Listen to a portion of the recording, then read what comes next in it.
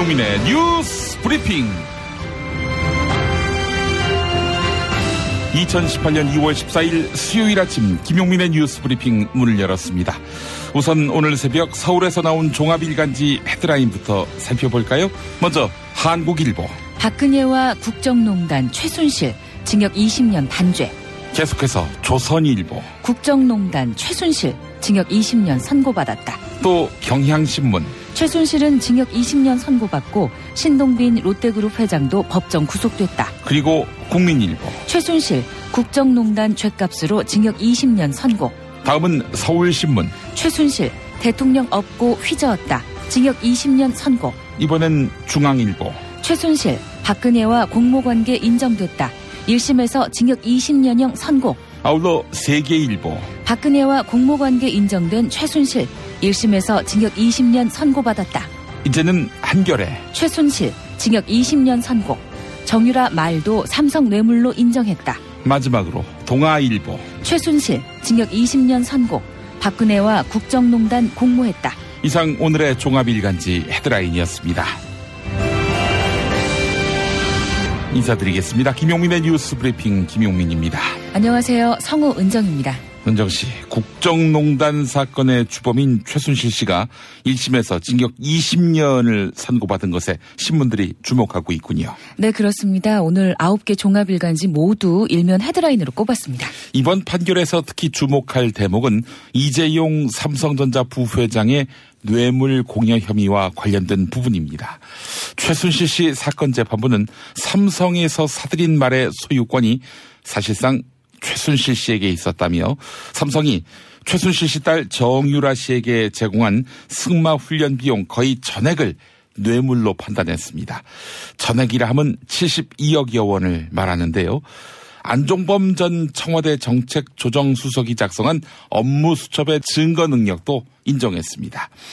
이재용 부회장 항소심을 맡은 서울고등법원 형사 13부가 며칠 전 안종범 수첩의 증거 능력을 부인하고 말 소유권이 삼성에게 있었다며 36억여 원만 뇌물로 본 것과 상당히 배치가 됩니다. 한편 신동빈 롯데 회장이 뇌물 공여 혐의로 징역 2년 6개월의 실형 선고와 함께 법정 구속됐습니다. 다른 대기업과 달리 비선실세 최순실 씨 쪽에 직접 줄을 대서 심지어 말까지 제공하는, 그래서 죄질이 더 나빠 보이는 이재용 삼성전자 부회장이 풀려난 것이 아무래도 어색해 보이지요. 이상은 한겨레와 경향신문 사설을 엮어서 소개해드렸습니다.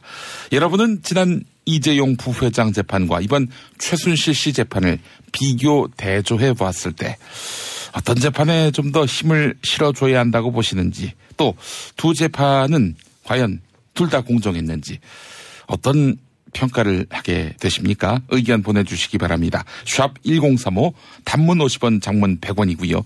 SBS 고릴라는 무료입니다. 자, 오늘 날씨 알아보겠습니다. 오늘 당번도 최혜윤 씨입니까? 네, 최혜인입니다. 오늘 출근길은 전국 흐린 날씨 보이고 있습니다. 눈비 소식도 있는데요. 오늘 아침 서울은 1도, 대구는 영하 2도, 부산은 4도로 시작합니다. 기온은 꽤 높지만 바람이 강해서 쌀쌀하게 느껴지는데요. 출근길 옷차림 참고하시기 바랍니다. 오늘 중부지방은 오전에 흐리다가 오후에 차차 개겠고요. 서울과 경기, 강원 산지 일부 지역에는 눈 또는 비가 내리겠습니다. 오늘 낮 기온은 서울 8도, 대전 11도, 광주 3도까지 오르면서 어제보다 더 높겠는데요. 기온 오른 만큼 미세먼지 유의하셔야겠습니다. 수도권과 강원 영서, 충청권, 전북은 하루 종일 나쁨 상태가 예상되고요.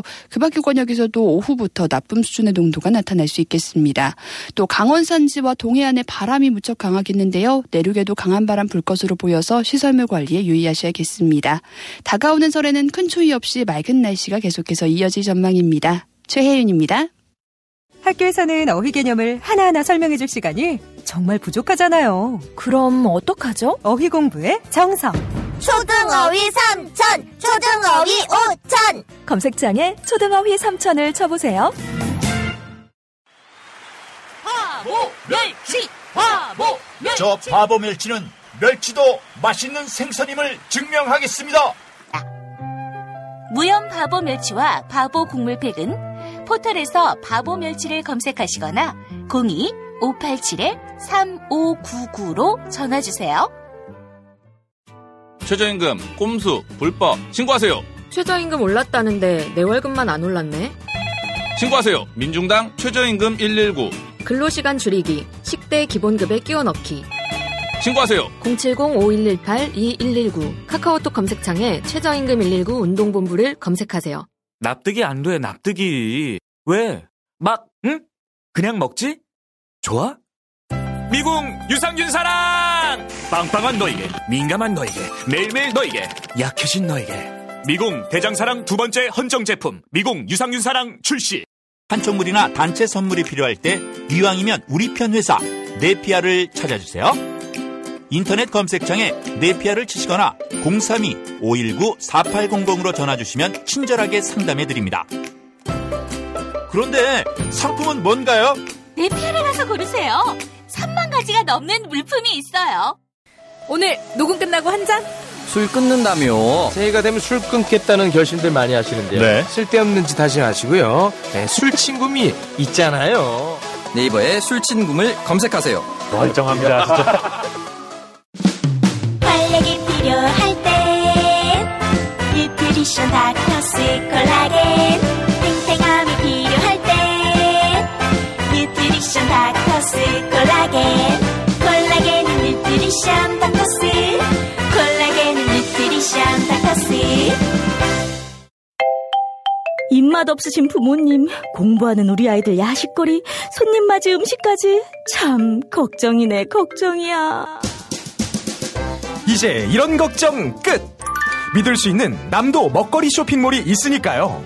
전통 방식 그대로 100% 한우 나주곰탕과 현미 쌀국수로 가족의 건강을 책임집니다. 다음 포털에서 남도 먹거리를 검색하세요.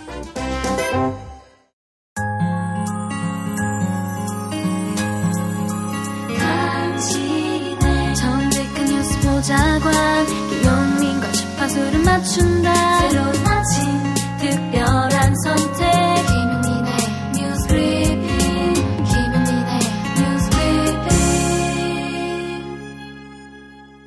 미국 제너럴 모터스 GM과 한국 GM이 군산 공장을 5월 말까지 완전히 폐쇄하기로 결정했습니다. 그런데 GM이 당장 한국 시장에서 철수하더라도 GM 입장에서는 남는 장사다. 이런 이야기가 나오고 있습니다. GM은 2002년 대우자동차를 인수했는데요. 이후 GM은 한국 GM에 약 9천억 원을 투자하고 최소 3조 원을 회수한 것으로 나타났습니다. 먼저 GM은 대우자동차를 인수하면서 약 4천억 원을 투자했습니다. 2009년에는 유상증자를 통해 약 5천억 원을 추가로 투자했는데요. GM이 한국 GM에 투자한 주요 항목이 1조 원에 못 미친다는 의미입니다. 반면 한국 GM이 지안 본사에 지급한 금액은 드러난 것만 2조 원이 넘습니다. 또한 GM이 2010년까지 한국 GM에 로열티를 청구했는데요. GM 본사가 한국 GM을 운영하면서 순수하게 벌어들인 금액이 3조 5천억 원 안팎이라는 추정이 나오고 있습니다. 한국에는 1조만 투자해놓고 말이죠. 중앙일보 보도였습니다. 계속해서 한국 GM 관련 소식입니다. 미국 제너럴 모터스 GM과 한국 GM이 군산 공장을 폐쇄한다는 것은 직원 2,000명을 내보내겠다는 뜻이죠. 전라북도 군산에는 GM 관련 협력업체 130여 개가 있으며 이곳에서는 모두 10,000명 안팎의 노동자들이 일하고 있습니다. 그래서 지역 경제에 미칠 후폭풍이 만만치 않을 것으로 예상되는데요. 군산 공장의 가동률은 최근 3년 동안 약 평균 20%였고 최근엔 아예 조업을 중단했습니다. 하지만 군산 공장뿐 아니라 한국 GM 전체가 생산성 부진으로 허덕이고 있습니다. 한국 GM은 2014년부터 17년까지 누적 적자가 3조 원에 달했는데요. 만약 한국 GM이 철수한다면 16,000명에 달하는 직원과 20만 명 이상의 협력업체 직원들의 일자리가 위협을 받게 됩니다. 현재 GM은 한국 정부에다가 대략 5천억 원가량의 지원과 세제 혜택을 요구했습니다. 반면 정부는 일단 GM 측이 경영 개선안부터 내놓으라 이런 입장인데요. 그런데 GM 측은 우리 정부에 군산 공장 폐쇄에 대한 사전 통보가 없었습니다.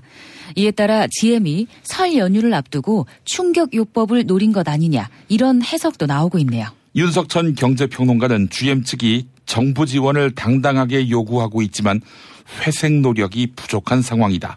이렇게 꼬집었습니다. CBS 라디오 김현정의 뉴스쇼에 나와서 했던 말 들어보시죠.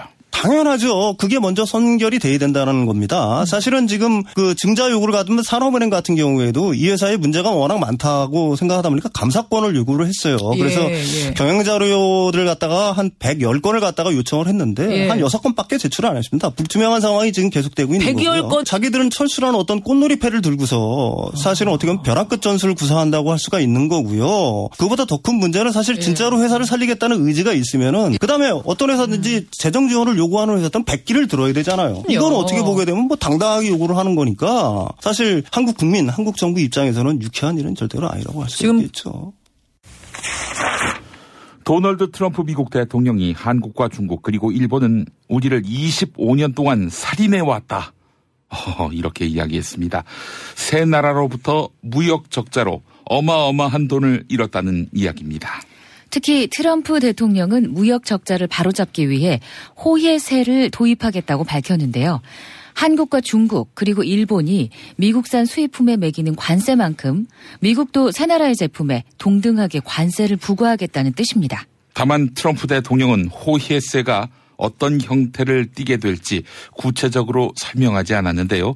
외신들은 트럼프의 호혜세가 사실상 보복 관세를 뜻한다. 이렇게 전하고 있습니다. 조선일보 일면에 실린 기사였습니다. 송희영 전 조선일보 주필이 어제 징역 1년에 집행유예 2년을 선고받았습니다. 2007년부터 2015년까지 당시 박수환 뉴스커뮤니케이션즈 대표로부터 금품을 받고 업체에 유리한 기사를 써준 혐의가 인정된 것입니다. 송희영 전 주필은 기사 청탁의 대가로 모두 5천만 원에 달하는 금품을 받은 것으로 알려졌는데요. 어제 재판부는 송희영 전 주필을 향해 기자로서 의무를 저버렸으며 편집인으로서의 권한을 사적으로 사용했다. 이렇게 비판했습니다. 또한 이 사건으로 조선일보의 공정성과 객관성, 나아가 우리 언론 전체에 대한 국민 신뢰를 상실하게 했다. 이렇게 지적했습니다. 미디어 오늘 기자가 언론인으로서 부끄럽지 않습니까? 이런 질문을 던졌지만 송희영 전 주필 침묵을 지킨 채 법정을 빠져나갔다고 합니다. 동아일보의 창업자 김성수 씨, 1962년 건국 공로 훈장을 받았지요. 일제강점기에 동아일보와 여러 학교들을 세운 공로가 인정된 것입니다. 그런데 문재인 정부는 어제 국무회의를 열어 김성수 씨의 서훈 결정을 취소하기로 했습니다. 지난해 4월 대법원이 김성수 씨의 친일 행위를 인정했기 때문이죠. 2009년 친일 반민족 행위 진상규명위원회는 일제강점기에 김성수 씨가 전국 일간지에 징병과 학병을 찬양하며 친일 반민족 행위를 했다. 이렇게 판단한 바 있습니다. 이에 따라 친일 반민족 행위자로 지정된 20명의 서훈 박탈이 모두 마무리됐습니다. 한겨레 보도였습니다. 다음 소식입니다. 국정농단의 핵심 비선실세 최순실 씨가 1심에서 징역 20년에 벌금 180억 원을 선고받았습니다. 최순실 씨의 1심 재판부는 이재용 부회장의 2심 재판부와 같은 사안에 대해 다른 판단을 내놓았습니다. 먼저 최순실 씨의 1심 재판부는 삼성이 최순실 씨에게 제공한 말의 성격을 뇌물로 판단했습니다. 즉 이재용 부회장의 2심 재판부가 인정한 이재용 부회장의 뇌물 액수 36억 원에 정유라 씨를 위한 말 3마리의 구입비가 더해져서 뇌물 액수가 70억 원이 된 것입니다. 이에 따라 이재용 부회장 측이 전달한 뇌물 액수는 대법원에서 조정이 불가피하게 됐습니다. 상향 조정된다는 이야기지요. 70억이 넘어가면 이재용 부회장은 상당히 난감해집니다. 법은 뇌물 액수가 50억을 넘어가면 최하 징역 5년부터 무기징역까지 선고할 수 있도록 하고 있습니다. 무조건 징역형을 살아야 한다는 것이죠. 집행유예는 없다는 이야기입니다. 다만 최순실 씨의 1심 재판부는 이재용 부회장 2심과 마찬가지로 부정한 청탁의 존재를 모두 인정하지 않았습니다. 특히 재판부는 이재용 부회장을 위한 승계 작업의 존재도 부정했는데요. 이에 더불어민주당 박영선 의원은 동의할 수 없다. 삼성과 판사의 연결 관계를 끝내야 한다. 이렇게 법원을 강하게 비판했습니다. CBS 라디오 시사자키 정관용입니다에서 한 발언 들어보시죠. 이건 이재용 부회장 2심 재판부하고 같은 판단이잖아요. 요 대목 어떻게 보세요? 그 대목에는 저는 동의할 수 없는 거죠. 왜냐하면 이제 바로 그 부분이 이제 국민연금을 건드려서 삼성의 재산과 상속 부분을 아주 교묘한 방법으로 이제 승계를 하기 위한 거죠. 세금을 안 내고. 삼성물산과 제일모직 합병을 국민연금이 찬성하도록 압력을 넣었다, 뭐 이런 거잖아요. 그렇죠. 유도한 거죠. 예. 그리고 이것은 삼성이 제가 보기엔 이러한 목적을 가지고 최순실에게 접근을 한 것이거든요. 그런데 이제 재판부가 지속적으로 지금 오늘 최순실 1심 재판부도 그렇고 이재용 항소심 재판부에서도 이 부분을 인정을 안 했는데 사실은 국민들은 이 부분에 굉장히 많이 분노를 하고 있는 겁니다. 그래서 제가 오늘 열린 토론회에서 3판 시대를 끝내야 된다. 그러니까 법원에 일부 존재하고 있는 삼성과 그 판사의 어떤 커넥션, 연결관계 이 부분을 이제는 끝내야 되지 않겠냐. 제가 오늘 그것을 강조한 이유가 바로 거기에 있습니다. 계속해서 최순실 씨 1심 판결 관련 소식입니다. 이재용 삼성전자 부회장의 2심 재판부가 부인한 안종범 업무수첩의 증거 능력이 최순실 씨 1심에서는 인정됐습니다. 안종범 업무수첩은 박근혜 정부 시절 박근혜 당시 대통령의 지시사항을 안종범 수석이 적어놓은 수첩인데요. 최순실 씨의 재판부는 박근혜 전 대통령과 이재용 부회장의 단독 면담은 당사자가 진술하지 않거나 기억하지 못하는 경우 직접 증거가 없다. 간접 사실 또는 정황 사실로 증명할 수밖에 없다. 이렇게 밝혔습니다. 네, 이재용 2심 판결을 정면으로 비웃는 그런 판결이라 할 수 있을 텐데 이에 대해 박영수 특별검사팀에서 특별수사관을 지낸 이정원 변호사는 당연한 결과다. 유독 이재용 부회장의 항소심 재판에서만 안종범 업무수첩을 증거로 인정하지 않은 것이다. 이렇게 꼬집었습니다. TBS 라디오 색다른 시선 김종배입니다에 출연한 이정원 변호사의 말 들어보시죠. 우선 얼마 전에 선고되었던 이재용 삼성 부회장에 대한 항소심 판결 이거와 관련해서 과연 그 1심 최순실 재판부에서는 과연 그 어떤 부분을 다르게 선고할 것인지 그렇죠. 예. 이 부분이 사실은 굉장히 주목할 만한 대목이었고 이와 관련해서 우선 뭐 안종범 첩의 증거 능력이라든가 이런 부분을 인정했던 부분 뭐 이런 부분들은 높이 평가할 만한데 그리고 또 사실 이게 너무 당연하다고 생각을 합니다. 왜냐하면 이와 관련되는 모든 재판에서 안종범 수첩의 증거 능력을 모두 다 인정을 했거든요. 그리고 이미 대법원 확정 판결이 난 관련 사건에서도 안종범 수첩의 증거 능력을 인정한 걸 전제로 해서 판단했습니다. 근데 유독 이재용 그 항소심 재판에서만 이걸 달리 판단했기 때문에 어제 최순실 씨에 대한 법원 판결에서는 최순실 씨가 하나은행에 인사청탁을 했다. 이런 내용도 있었습니다. 최순실 씨가 하나은행 인사에 개입한 혐의가 인정된 것입니다. 실제로 하나은행은 최순실의 금고직이라고 불리는 이상화 씨를 특혜 승진시킨 것으로 드러났습니다. 금융감독원의 하나은행 검사 보고서를 MBC가 입수했는데요. 보고서에는 영업본부가 신설되기도 전 영업본부장 후보에 대한 심의가 들어갔다고 나와 있습니다. 그런데 이 인사청탁의 통로가 된 것은 바로 하나금융 김정태 회장이었습니다. 박근혜 정부 시절 김정태 회장은 이상화 씨의 승진이 결정되기 일주일 전 당시 안종범 청와대 정책조정수석으로부터 전화를 받은 사실이 드러났습니다. 은행법에 따라서 금융지주 회장이 은행 인사에 부당하게 영향력을 행사했다면 금융당국이 해임을 권고할 수 있습니다. MBC 보도였습니다. 최순실 씨는 1심 재판에서 230억 상당의 뇌물을 수수하고 요구한 것이 유죄로 인정됐습니다. 먼저 법원은 최순실 씨가 이재용 삼성전자 부회장으로부터 딸 정유라 씨의 승마 지원 명목으로 약 70억을 받았다. 이렇게 판단했습니다. 이어서 신동빈 롯데그룹 회장이 K스포츠재단에 70억 원을 출연하도록 한 혐의도 유죄로 인정됐습니다. 또한 최태원 SK그룹 회장에게 약 90억 원의 K스포츠재단 지원금을 요구한 혐의도 유죄로 인정되는데요. 그런데 어제 재판부는 국정농단 사건의 책임은 공범인 박근혜 전 대통령과 함께 있다. 이렇게 명시했습니다. 이에 따라서 박근혜 전 대통령에게는 최순실 씨 이상의 무거운 형량이 내려질 것이다. 이런 전망이 나오고 있습니다. 최순실 씨와 주요 혐의가 겹치는 것은 물론 문화예술계 블랙리스트와 청와대 문건 유출 혐의까지 받고 있기 때문입니다. 한 변호사는 직권 남용과 뇌물수수는 공무원이 주범이 되는 혐의다. 주범인 박근혜 전 대통령의 형량이 더 높게 나올 수밖에 없다. 이렇게 설명했습니다. 김용민 파일 2014년 12월 5일 국회 정론관에서 기자회견을 하는 안민석 현 민주당 의원 그리고 박종소 전북승마협회 전 회장. 승마인들은 대통령의 최측근인 정윤회 씨의 딸 국가대표 정모 선수에게 제공된 각종 특혜에 대한 문제를 해왔습니다. 검은분이 계셨어요. 그 검은분 함자는 그때는 직접 모르고 얼굴도 뵌 적 없습니다. 그분의 부인을 이 얘기가 제 성막에서 다 나돌았습니다. 어떻게 대한민국의 문화체육부가 1년에 1,000만 원 국가 예산도 갖다 쓰지 않는 단체에 참 감사하는 것이 참 이상한 세계입니다. 작은 규모의 단체 이것만 보복하는 차원에서 국가 권력을 동원해 탈탈 털었던 최순실.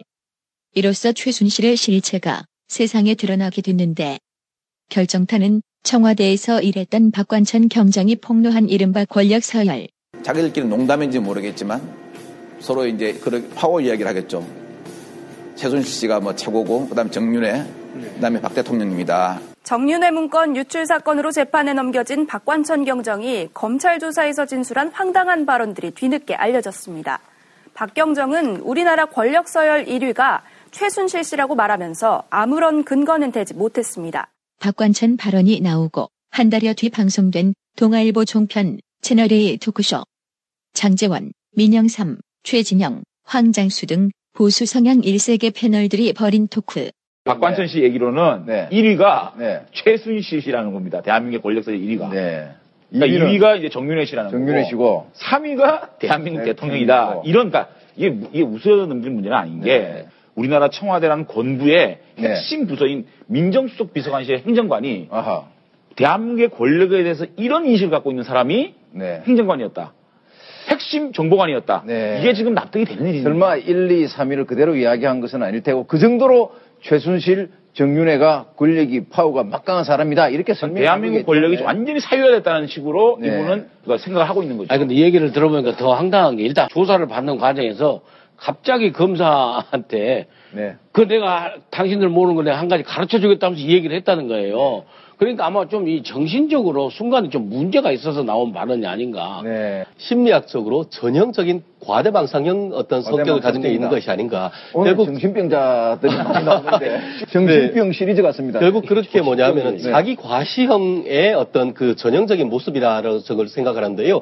진실과는 관계없이 본인이 이런 식으로 1등이 대통령이 아니고 최순실 씨라는 확신에 차서 이 모든 문건을 만든 것도 이른바 확신범으로서 자기가 만든 건 스스로 이것이 확실하다라고 계속 믿었기 때문에 이와 같은 문건을 계속 만들어 온 것이 아닌가 하는 생각을 해봤어요. 야, 그러면은 최순실 씨를 왜 자꾸 이야기를 하는 거죠? 정윤회 씨보다 더 높다, 최순실 씨가. 황당한 생각인데 아무튼 이 박관천 씨 생각에는 대통령하고 아주 가깝게 지내니까 어느 누구 뭐 국무총리 장관 누구보다도 대통령한테 가장 가깝게 있으면서 말벗으로서 이렇게 한다라고 혼자 이렇게 과대망상 착각하고 1등이라고 하는 거예요. 그나마 삼류 소설가인 줄 알았는데 확신범이니까요. 확신범이다. 뭐 확실한 거는 박관천이 확신범이라는 겁니다. 검찰 앞에 가서 그렇게 강의할 정도면 뭐 자신이 믿는 게 틀렸더라도 맞다고 생각하는 확신범 수준은 된다는 거예요. 그러나 이들이 비웃었던 박관천 발언은 거의 대부분 사실로 드러났는데 박관천 발언에 물타지만 않았어도 박근혜 대통령은 과연 탄핵됐을까? 3년 전 토크쇼 출연자들 참 민망하겠네요. 박관천 말은 다 맞았고 본인들은 한마디로 봉창을 두드린 격이 됐으니 말이죠. 운전자를 위한 꿀팁 7,000원 운전자 보험 카페 실손, 부모님 건강, 자녀보험도 안내해드립니다. 02849-9730 02849-9730 술자리 많은 요즘 3차까지 달린 당신을 위한 필수품 전창걸의 새싹 땅콩차 이제 속쓰림은 잊으세요. 070-8635-1288 070-8635-1288 쑥 피우면서 한 번에 끊는다. 쑥 건양초. 구입문의 080-907-5500. 성규리 씨는? 네, 저는 완전히 끊었습니다. 쑥 건양초. 한국금연과학. 다이어트를 위한 꿀팁. 동결건조 채소와 곡물, 단백질, 그리고 효소와 비타민, 미네랄로 만든 다이어트 전용 그린 스무디로 하루 한두 끼만 바꿔 드세요. 비타샵에서 만나요. 노력한 만큼 내어주는 자연. 그 자연의 마음을 알기에 정성농장 홍삼. 검색창에서 정성농장 홍삼을 검색해주세요. 010-9754-6972. 허리가 아파요. 아랫배가 나와요. 골반이 바로서야 건강도 아름다움도 바로섭니다. 바디로직을 입으세요. 토크밴드의 입체적인 탄력이 틀어진 골반을 바로잡습니다. 간편하고 확실한 골반 교정 타이즈. 바디로직. 야, 근데 홍어가 진짜 그렇게 몸에 좋아? 아니, 끝내준다니까. 근데 비싸지? 열나 싸고 열나 맛있는 홍어가 있다니까. 어디? 알싸한 홍어. 네이버 검색창에 알싸한 홍어를 검색하시고 1599-6456 전화 주문도 가능합니다. 이번엔 귀여운 웹 애니다. 유튜브에서 좀봐라 좀봐라 좀봐라 좀봐라 좀봐라 좀봐라 좀봐라 좀봐라 좀봐라 좀봐라 좀봐라 좀봐라 좀봐라 좀봐라 좀봐라 좀봐라 좀봐라를 구독하세요.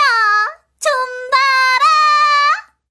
SBS 러브 FM 김용민의 뉴스 브리핑 함께하고 계십니다. 자, 여러분의 의견 많이 도착했습니다. 만나보겠습니다. 3287번 쓰시는 분. 국민의 권리와 의무를 등에 업고 사익을 취한 박근혜 전 대통령과 최순실 씨는 마땅히 극형에 처해야 한다고 봅니다. 항소심에서 더 많은 형량과 더 많은 벌금형을 부과해야 한다고 봅니다. 삼성 봐주기 판결도 석연치 않습니다. 법치국가의 면모를 다시 한번 촉구합니다. 라고 의견 남겨주셨고요. 신현호님, 이재용 삼성 부회장도 최순실 씨와 다르지 않은 국정농단의 주범인데 우리 사법부는 죽은 권력에게만 단죄를, 살아있는 권력에게는 납작 엎드리네요. 대한민국 아직 갈 길이 멀었습니다. 라고 하셨고요.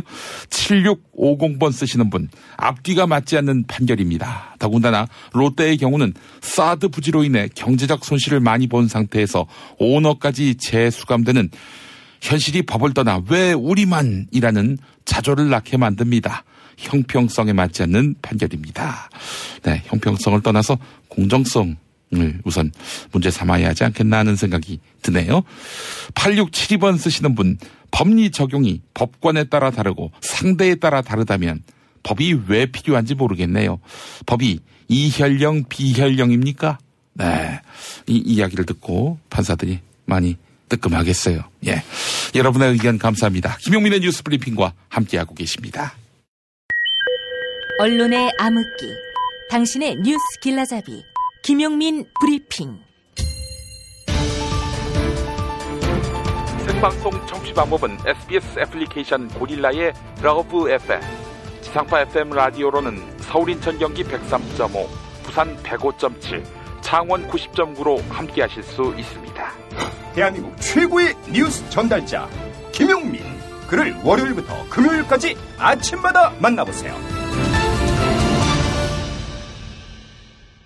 지난 토요일 평창 겨울올림픽 여자 아이스하키 남북 단일팀 경기에서 북한 응원단은 가면을 쓰고 율동을 선보였는데요. 이를 두고 CBS 노컷 뉴스는 김일성 가면이라는 보도를 내보내 논란이 됐습니다. 통일부는 북한에서 김일성의 사진을 훼손하는 행위는 있을 수 없다. 응원단이 사용한 가면은 이른바 미남 가면이다. 이렇게 반박했습니다.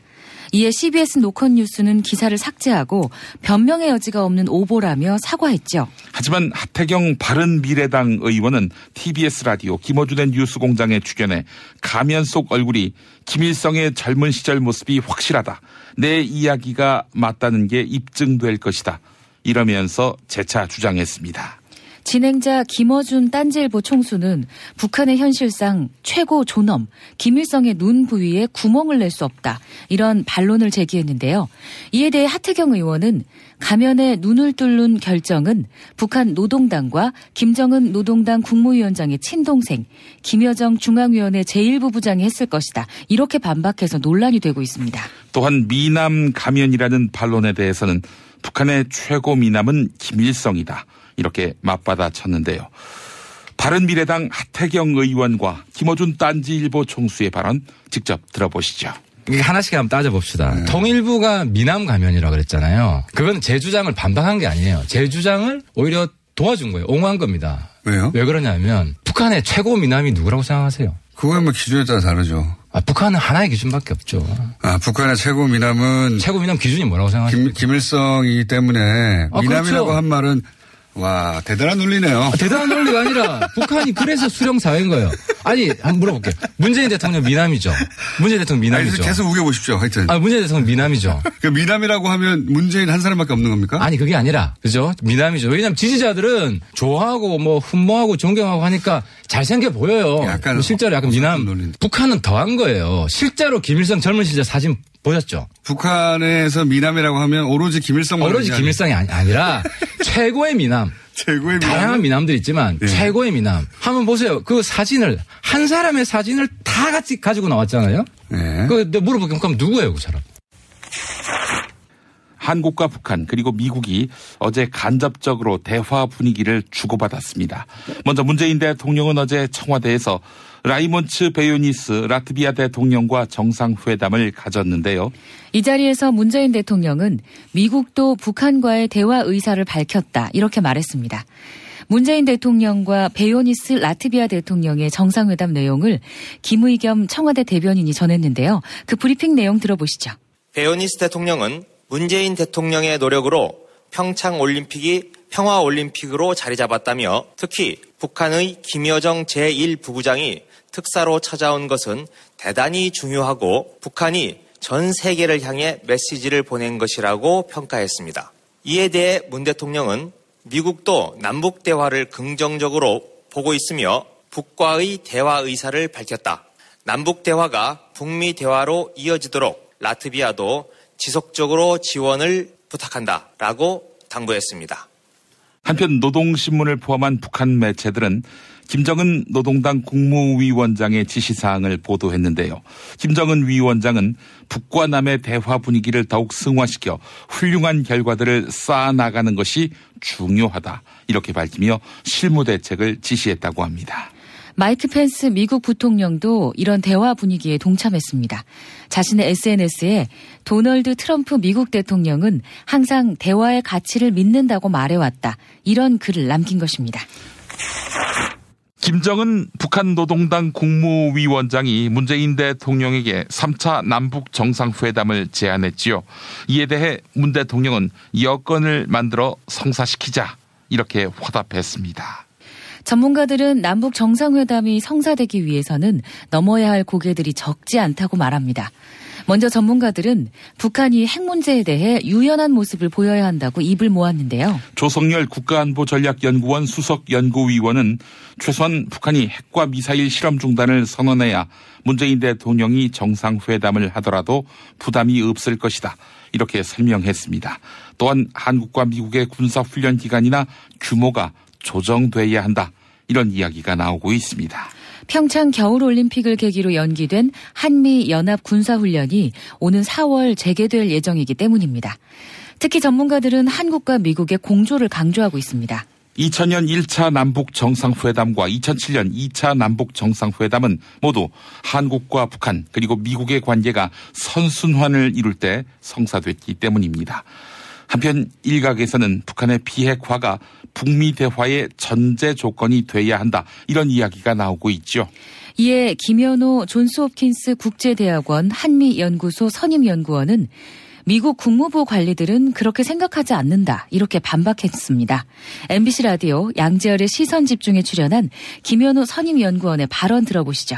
이 비핵화가 북미 대화의 전제 조건이냐 이게 사실 작년 6월 한미 정상회담 직전에 논란이 잠깐 됐었는데요. 네. 조금 와전된 부분이 없지 않아 있습니다. 그러니까 제가 그 당시에 만나본 전문가들이나 국무부 관리들은 상식적으로 그게 말이 되겠느냐. 북한이 미국과 대화 한번 하자고 비핵화를 한다. 이게 좀 말이 안 되고 북한의 그 비핵화 이후에 미국이 북한을 굳이 애써서 만날 이유가 있겠는가. 이게 상식적으로 말이 안 되는데 다만 미국이 대화의 조건에 대해서 그동안 굉장히 애매모호하게 구체적으로 얘기를 안 했고요. 그거는 뭐 오바마 행정부도 마찬가지입니다. 트럼프 행정부도 계속 그러고 있고. 근데 이번에 조금 눈에 띄는 대목은 펜스 부통령이 최대 압박과 관여를 동시에 진행하겠다. 그 부분을 얘기를 했거든요. 그러니까는 선 압박 후 관여라는 기존 입장에서 굉장히 큰 변화를 보인 거고요. 물론 트럼프 대통령의 재가를 받았고 그리고 전제 조건 없는 대화까지도 이번에 수용을 했거든요. 그러니까 틸러슨 국무장관이 공개 제안했다가 백악관의 질타를 받았는데 이번에는 이제 백악관의 그 지지를 받는 그런 상황까지 오게 됐다는 점이 굉장히 큰 변화입니다. 탄핵 때문에 뭐 이야기를 전달을 하려고 해도 길을 막고 듣질 않아요. 패족 수준으로 쪼그라든 한국 보수. 회생의 길은 과연 있을까? 변화된 정치 환경, 갈 길 잃은 보수에게 새로운 희망을 제시한다.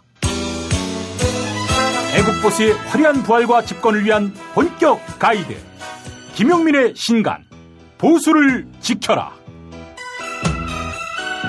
진중권도 투표하는 보수 정당. 광주에서도 일당이 될 수 있는 보수 정당. 젊은이들의 입당이 줄을 잇는 보수 정당.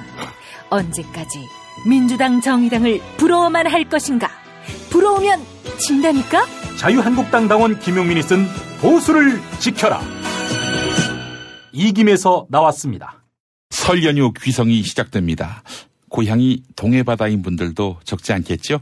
올해는 특히 평창 강릉에서 올림픽이 열리고 있습니다. 시인과 촌장의 내 고향 동해바다. 네. 언제나 돌아갈까 내 고향, 언제나 찾아가나 내 고향, 이런 가사가 있는 노래입니다. 귀성을 앞둔 분들에게 더 설레시라고 준비했습니다. 성문적 씨 수고하셨습니다. 네, 고맙습니다. 저는 내일 아침 15분 앞당겨 6시 5분에 다시 오겠습니다. 내 고향 바다에는 고기도 많지, 아주 예쁜 물고기. 내 고향 바닷물은 깊기도 하지, 너무너무 파랗지. 언제나 돌아갈까 내 고향, 언제나 찾아가나 내 고향. 동해 바다, 내 고향 사람들은 좋기도 하지, 넓은 바다처럼. 내 고향 친구들은 웃기만 하지, 화낼 줄을 모르지. 언제나 돌아갈까 내 고향, 언제나 찾아가나 내 고향. 동해 바다.